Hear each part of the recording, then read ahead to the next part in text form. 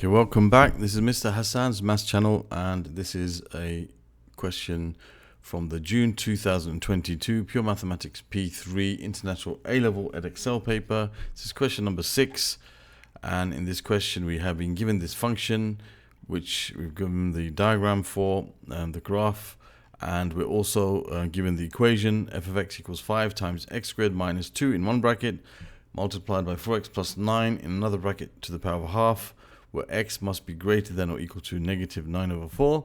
First of all, it says show that f dash of x is equal to this expression here, where we know everything except for this constant, that's this common factor for this bracket. So f dash x equals k times 5x squared plus 9x minus 2 over 4x plus 9 all to the power of a half, where k is an integer to be found. So f dash of x means the first derivative of f of x. So we have to differentiate this expression and show that we're going to end up with something in this form, where this k is something we have to find its value of. So we have to use differentiation. Now here we have a product of two functions, which it's not really possible for us to easily combine them into, expand these brackets and express these as separate terms. So what we need to do here is to use differentiation by using what's called the product rule. So we're going to call one of these two products u. So let's say u is equal to 5 times x squared minus 2, which is, I'll write that as 5x squared minus 10 to make it easy to differentiate. And v is, in brackets, 4x plus 9 to the power of a half. Now, to differentiate u, you'll end up with 10x. Differentiating 5x squared, multiply by the power, take 1 from the power, you end up with 10x, constant becomes 0. Now when you differentiate this, you're going to use the chain rule, because you have a function inside the function. So the main function is something to the power of a half. So you've got to multiply by the power. So you have a half times whatever's inside there, 4x plus 9. Then you take 1 from the power, which gives you negative a half. And then you multiply by the differential of what's inside the function, which is 4. Differentiate 4x plus 9, you get 4. So you end up with 4 times a half, which is 2 times, in brackets, 4x plus 9 to the power of negative a half. Okay, so now, when we use the product rule, we multiply across. So for product rule, it really doesn't matter which way you do it. I always like to do v times u dash and then u times v dash, because when you have the quotient rule, you have to do it in this direction, this first and that, because it's this times this minus that times that. Product rule, it doesn't matter which way you do it, because you've got to add them together. But I like to be consistent, so I like to always do this one first. So I'm going to multiply these together. So in that case, I'll get 10x times 4x plus 9 to the power of a half, plus, and then I multiply these two together, which will give me, I'll just write it out in full for now. I'm going to have, I'll write it out. This actually starts off as 5 times x squared minus 2. That's how it starts off as. Okay, so I'm going to use that. That'll make it easier. So 5 times 2, which is 10. And then I'm going to have to open the bracket. I'll have x squared minus 2 times 4x plus 9 to the power of negative a half. So I've just multiplied this with this. 5 times 2 is 10. Then this bracket and that bracket multiply together.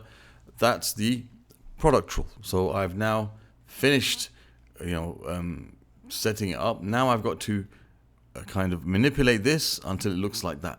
Okay, so the first thing I can see is I have 4x plus 9 to the power of negative a half. So I can write that as 4x plus 9 to the 4x plus 9 in the denominator. So this is going to be plus 10 times x squared minus 2 over, and I'll write this as 4x plus 9 to the power of a half in the denominator, positive a half. So I'm just using the rule of indices there, and I can see here I have one fraction. So here I'm going to make this into one fraction. So in order, this is to the power of a half, by the way, sorry. So in order to make this into one fraction, I can make the denominators the same, in which case I'm going to have one denominator, which is 4x plus 9 to the power of a half. Okay, now I have to multiply this by that, all right, to make this. If I multiplied, 1 second, let me just get rid of this. What I'll do, just to make it clear for some of you who might not understand what I'm doing, I'm going to show you how to do it in a bit of a longer way, but just so you understand. What I'm doing here is this has got a denominator of 1. I'm going to make the common denominator 4x plus 9 to the power of a half. That's the highest common factor, the lowest common multiple, sorry, of the denominators.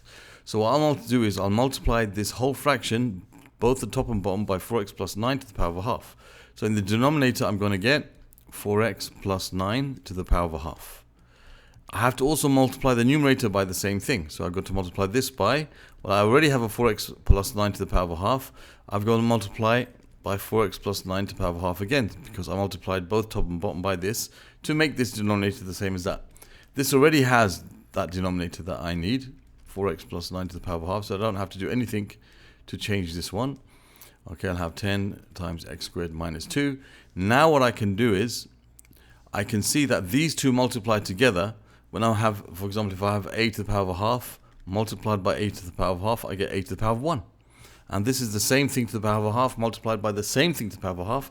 So that's going to give me just 4x plus 9 to the power of 1. So I'll end up with 10x times 4x plus 9 to the power of 1, which you don't have to write, over 4x. So I can write this actually as one whole denominator now, because you're adding these two that have the same denominator. So I can make one big numerator. The denominator is now 4x plus 9 to the power of a half, which is what we need. And this is going to give you 10x squared, 10 times x squared minus 2. Now what I can see here is I've got the 10 is common in both of these terms. 10 is common in both of them. So if I take that 10 out as common, then I'm left with, this is x times 4x plus 9 plus, and that will be x squared minus 2 divided by 4x plus 9 to the power of a half. So let's see what we get next. I've got here what we have to show. So let's see if that's going to give us what we need. So I'm going to have here 10 times, and then this is going to be x times 4x, which is 4x squared, and x times 9, which is plus 9x. And then I'll have plus x squared and minus 2 all over 4x plus 9 to the power of a half, which gives us, and let's see, this is 4x squared plus x squared, which is 5x squared, plus 9x minus 2. So we've got exactly what we need, and we can see the k is 10 here. So you've got 10 times 5x squared plus 9x minus 2 over 4x plus 9 to the power of positive a half. Okay, that's positive a half there. Okay, so we have our answer as required, and we can say here that that k is equal to 10. Okay, so we have completed that question using the product rule and a bit of algebraic manipulation, adding algebraic fractions together, and we got the answer for part A. Okay, so there's the answer to part A. That's the first derivative. We have differentiated this using the product rule. Now part B, it says, hence find the values of x for which f dash of x equals 0. So we have to set this equal to 0. We know that k is equal to 10 now. So we can say that 10 times 5x squared plus 9x minus 2 all over 4x plus 9 to the power of a half, well, that equals 0. Now if I want to solve this equation, I can multiply both sides by 4x plus 9 to the power of a half, in which case it will become, this will cancel on this side. I have multiplied by 4x plus 9 to the power of a half, and also multiply this side by 4x plus 9 to the power of a half. Here they will cancel. I'm left with 10 times 5x squared plus 9x minus 2 equals, well, that will be 0. Then I can divide both sides by 10, in which case I'll be left with 5x squared plus 9x minus 2 equals 0. So we got to find the values of x for which f dash of x equals 0. So now I can try to factorize this to solve the quadratic equation. So I like to use this window method, I call it, for these types of ones when you have a number here in front of the x squared. So 5x squared in that box, negative 2 in that box. So I need to find two numbers. When you multiply them together, you get negative 10x squared. When you add them together, you get positive 9x. Well, that's pretty easy. It looks like it's 10 and 1, negative, you get positive 10x and negative 1x. 10x squared, that will be negative 10x squared and plus 9x. That's right. So here from these two terms, I see I'm going to have, let me put that over here. Okay, from these two terms, common factor is 5x. 5x times something gives me 5x squared, well that's x. 5x times something gives me 10x, which is plus 2. And x times something gives me minus 1x, that's minus 1. So I'm left with 5x minus 1 times x plus 2 equals 0. So we can say that means x equals 1 over 5 and x equals negative 2. Okay, so those are the values of x for which this function, the first derivative is equal to 0. Okay, so there's part B done. Now for part C, it says figure 3 shows a sketch of the curve C with equation y equals f of x. The curve has a local maximum at the point P, and find the exact coordinates of P. So we know that the maximum and the minimum is when f dash of x is equal to 0. Now, we know that x equals, was it negative 1/5? No, it was negative 2, and x equals 1/5. Okay, x equals negative 2, and x equals 1/5, where, that's right, yeah, were the 2 points, the x values. So this is negative 2, and this is 1/5. Okay, so we need to find the exact coordinates of the point P. Okay, so let's have a look at that one. Okay, so we can see that P is when at P we know that x is negative 2, and y we don't know what y is. So we know that because we already worked out that x equals negative 2 at the maximum. Okay, maximum, this is the maximum. Of course we can see a maximum is when it goes up and then down again. Frowny face. So we need to find the y value of P, which we can use this equation for. This is the equation that we were given of the curve. So this is like y is equal to 5 times x squared minus 2 times 4x plus 9 to the power of a half. So we can say that y therefore is equal to, you're going to have 5 times, in brackets, negative 2 squared minus 2 times 4 times negative 2 plus 9, and you've got to find the square root of that part there. That's 5 times, that's going to be 4 minus 2, which is 2, and this is going to be negative 8 plus 9, which is 1. So you end up with 5 times 2 times 1, because to the power of half means the square root of 1 is 1, so y equals 10. So the coordinates of P are negative 2 and 10. Okay, they ask for the coordinates of P, exact coordinates of P. Okay, it says exact, but they come out exact anyway. There's no third form here. Anyway, that's the answer for that part. Negative 2 and 10, those are the coordinates of the turning point. Okay, the turning point, the maximum turning point. That's part C done. And there's a part D as well. Part D says the function g is defined by g of x equals 2 times f of x plus 4. Okay, and find the range of g. Now the range of g, okay, is going to be the highest and lowest points that it can reach. Okay, and the range of g between these values, which is minus 9 over 4 and 0. Okay, so we want to find the highest value it reaches, okay, but between minus 9 over 4 and 0. Okay, so therefore the range that we need has to stop here. So I'm going to shade out the regions that we don't want. We don't want any place which is greater than 0. Okay, now this is the point where x equals negative 2. All right, so you can see in this region, this graph f of x, okay, the highest it will go is this point, which is 2, and the lowest it will go is this point here.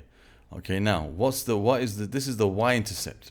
Okay, it's going to go lower as we saw before, but in the range that they want us to give us the answer, this minimum point, we don't need it. The minimum point is at 1/5, which is past x equals 0. So we got to find what is y when x equals 0. That's what we've got to find.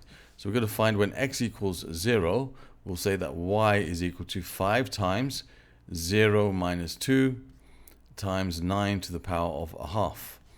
Okay, because that becomes 0. So that's 5 times negative 2 times 3, which is negative 10 is negative 30.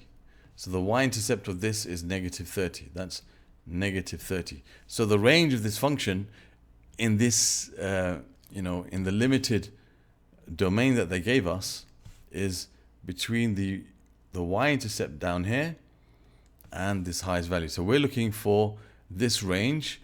That's for the function, okay, that we're given.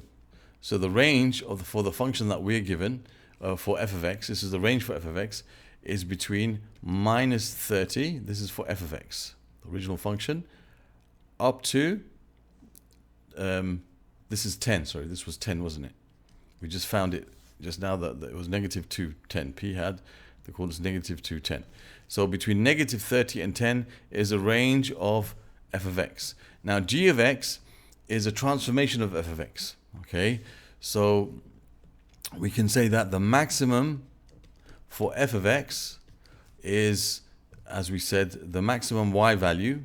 Okay, the y value for f of x, we'll just put the maximum coordinate for f of x is negative 2, 10. I'll just put this down here so we've got more space. Okay, so that's a maximum for f of x. Okay, is negative 2, 10. Okay, that's the maximum. And the minimum for f of x is 0, negative 30. Now for g of x, which is a transformation of f of x, okay, so as we know, g of x is equal to 2 times f of x plus 4. So what's happened to the function? Well, first of all of these things are outside the function. It's like this is 2 times f of x, this is plus 4, nothing's inside this bracket. So you follow BIDMA. So the first thing you do is you take in the y values, in this case only the y values will be affected, and you double them. Okay, you double the y values and then you add 4. So you're going to have the y value, which is 10. So you can have 2 times 10 and then you add 4 to it. Okay, so 2 times 10 is 20 plus 4, 24. Okay, so that will be the maximum value of g of x, but the x value will stay the same. So it'll be negative 2 and 24. Okay, that will be p dash. And this lowest value here, which is the y-intercept, okay, which is 0, negative 30. Again, the x coordinate is not changed, but the y coordinate is multiplied by 2. So you're going to get minus 60 and add 4. That's going to be, so you're going to have 2 times negative 30 plus 4. That's negative 60 plus 4, which is negative 56. Okay, so therefore the range of the new function is going to be between negative 56 and 24. That's the range of the new function g of x for this limited domain between minus 9 over 4 and x. Okay, we don't need to, because minus 9 over 4 is less than negative 2. So negative, we don't go from negative 9 over 4, because in this range it goes higher than that. So there's no problem in the domain that they've given us between minus 9 over 4. Minus 9 over 4 is like a value down here, which is minus 2 1/4, and our maximum is in the area that we are concerned with. So we have to take the highest value in this region here. So let me just shade out the other part just to make it clear. Okay, that I had to take from basically negative 2 1/4, and that's I think where it hits. Whoops, that's where it hits the x-axis. Okay, so it's from that point, and in this direction we are not considering anything on this side, only consider between here and 0. So we don't take it as far as it goes down here. We stop at the point where it's negative 30, which is over here. We don't go to the minimum point when x equals 1/5. We stop where x equals 0, because they told us to stop where x equals 0. We include the negative 2. Why? Because it's in this domain that they gave us. So the highest value it reaches in that domain is going to be the point P.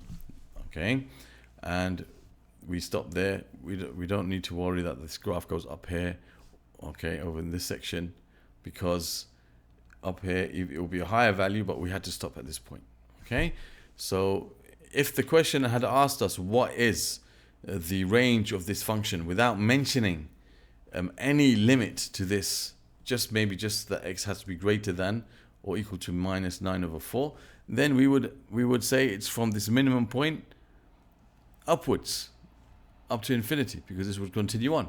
But here we're restricting the domain to this area. So it's really important to understand about restricting the domain. Okay, they give you a domain. Don't just think this is decoration like many people do. They don't actually even look at this. This is very important for us to see what the domain is that they gave us, so that we can then, give the answer according to that domain. So the highest it reaches in that domain is P. Okay, if that domain wasn't mentioned, if it carried on this way, it would get to a higher value than P as this goes upwards. Okay, and the lowest value it reaches in this domain is the place where it hits the y-axis. Okay, that's the lowest it gets to. It actually gets lower than that in reality. However, that's outside of our domain. The domain is up to 0, and that's where x equals 1/5. So that's a really important point that I'm just dwelling on for you to understand. And I think that's the end of this question. Question number 6. All right, something to take care of when you're dealing with a question like this. So so other questions from this particular paper can be found by clicking the link that will appear in this area when at the end of the video. Other questions from this topic of functions, actually it's from functions and also from differentiation. So I'm going to put the differentiation playlist here and the functions playlist here, and you can subscribe to my channel by clicking on this link. Thank you for watching, and see you soon.